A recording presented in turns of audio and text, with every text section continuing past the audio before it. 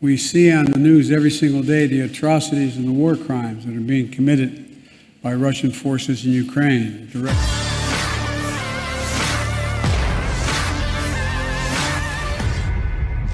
Kongres Dewan Pemerintah Amerika Serikat baru saja menyetujui paket bantuan senilai 40 miliar dolar atau setara dengan 581 triliun rupiah untuk Ukraina.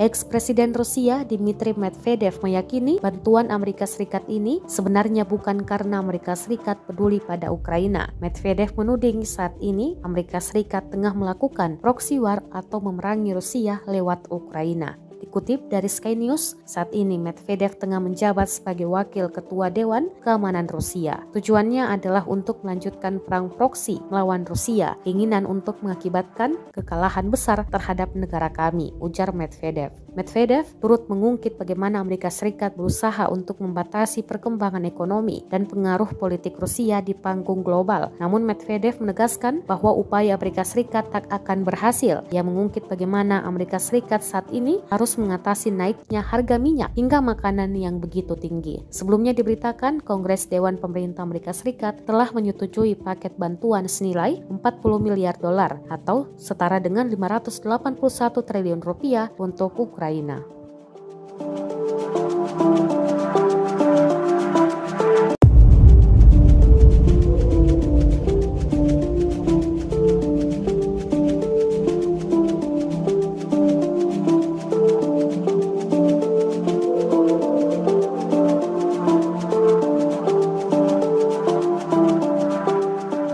Been in those battlefields where these missiles are fired, and I spent a lot of time going in and out of Iraq and Afghanistan, maybe a total of 40 times. And I tell you what, I've been in Ukraine a lot prior to the war, and on the border since the war.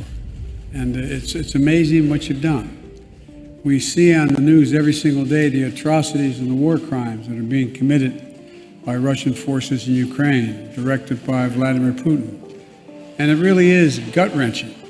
We see the incredible bravery of the Ukrainian fighters defending their country with everything they have.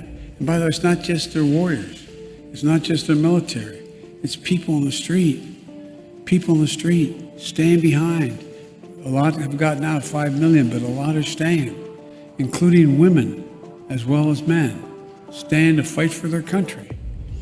And we know that the United States is leading our allies and partners around the world to make sure the courageous Ukrainians who are fighting for the future of their nation have the weapons and the capacity and ammunition and equipment to defend themselves against Putin's brutal war.